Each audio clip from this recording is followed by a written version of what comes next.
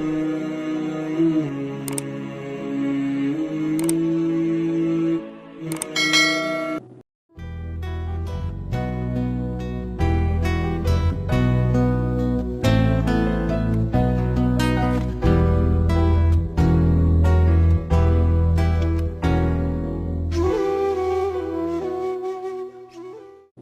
pertama yang didirikan di atas muka bumi, masjid. Bangunan pertama yang dibuat setelah pindah, masjid. Dan bangunan pertama yang mendatangkan barakah adalah masjid. Oleh sebab itu kalau kantor ingin berkah, komplek perkantoran, hendaklah yang pertama dibangun masjid. Oleh sebab itu sultan-sultan Melayu ketika mereka mulai menambatkan perahunya di sebuah pantai, yang pertama mereka dirikan adalah masjid. Hari ini kita melihat sejarah-sejarah. Mana istana hancur, dipukul ombak, diempos gelombang, dimakan rayap, lekang karena panas, lapuk karena hujan. Tapi masjid masih tetap tegak berdiri. Ini pelajaran penting. Kalau kita mau kekal abadi, manusia akan mati, dimakan cacing tanah. Tapi yang kekal abadi adalah masjid. Menunjukkan orang Islam mesti kaya raya, karena yang bisa membangun masjid hanya orang kaya. Yang kaya dengan hartanya.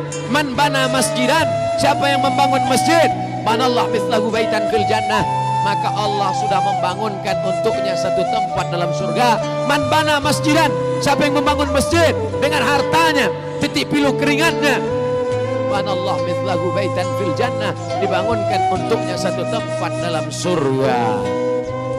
Tapi Allah adil. Bagaimana dengan orang miskin yang tak bisa membangun masjid?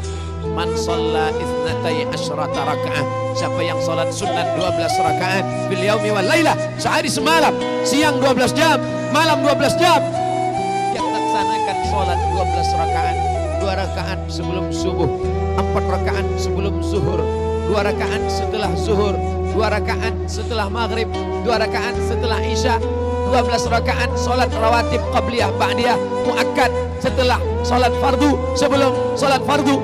Banallah mithlahu baitan fil jannah, Allah juga membangunkan untuknya satu tempat dalam surga. Manusia mati, meninggalkan dunia, rumah yang besar diwarisi oleh anak-anak, diambil oleh istri, mungkin dia akan menikah dengan laki-laki yang lain. Berapa banyak orang membangun rumah tapi dia tak pernah menempati rumah itu.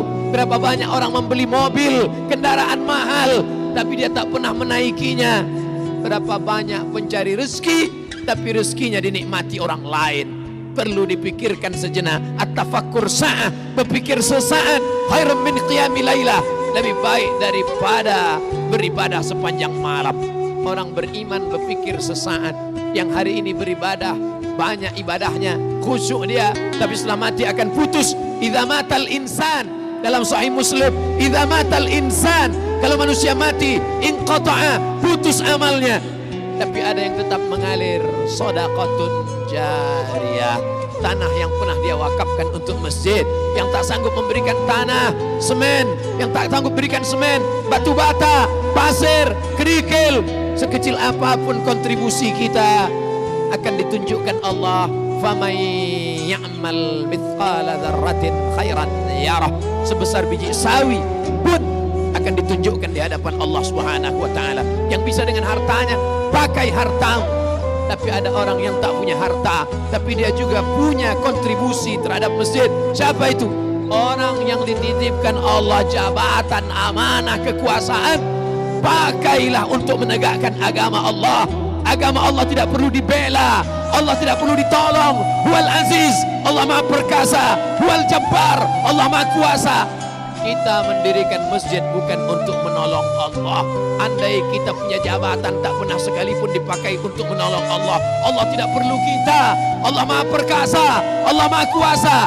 Kita menolong agama Allah hakikatnya untuk menolong diri kita.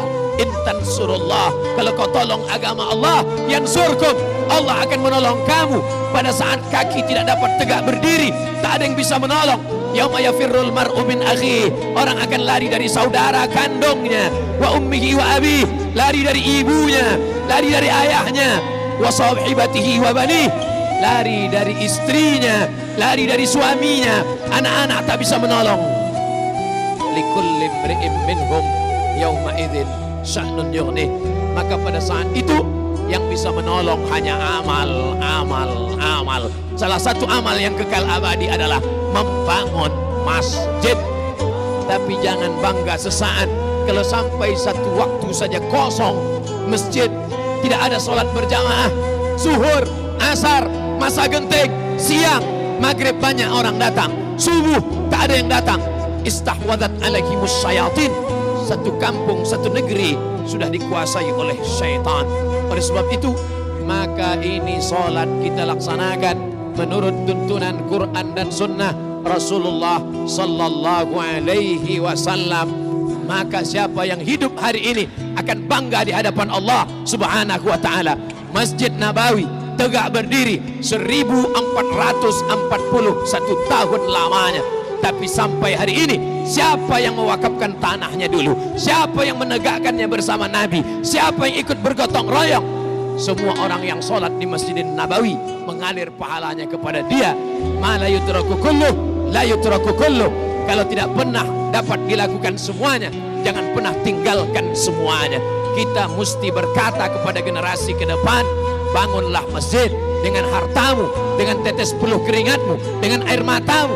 Tapi kalau kau tidak punya harta, kau punya jabatan dan kekuasaan, pakailah amanah yang dititipkan Allah untuk memakmurkan rumah Allah. Kirim generasi bangsa ke Al-Azhar Mesir, ke Ummul Qura Makkah, menuntut ilmu agama. Mereka akan pulang menjadi imam, menjadi khatib.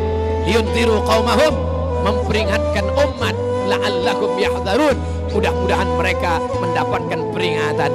Malang tak dapat ditolak, untung tak dapat diraih.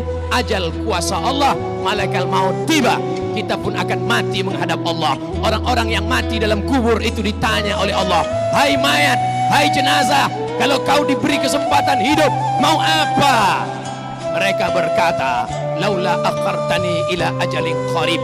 Kalau kau beri aku umur, kalau kau beri aku kesempatan hidup sekejap saja, fa as-saddaqa, aku mau bersedekah, aku mau berwakaf tanah, aku mau membangun masjid. Wa akum minas salihin, aku ingin menjadi orang yang soleh. Tapi saat itu penyesalan tak lagi bermakna. Sampai masanya mata melihat azab Allah, telinga mendengar teriakan orang dalam neraka. Saat itu orang penghuni neraka berkata, Rabbana, ya Allah, absarna, mata kami sudah melihat azab, wasami'na, telinga kami sudah mendengar teriakan azab, farji'na, balikkan lagi kami ke dunia, na'mal salihah, kami ingin beramal saleh. Apalah daya, penyesalan tak lagi bermakna, air mata darah tak dapat menembus kehidupan.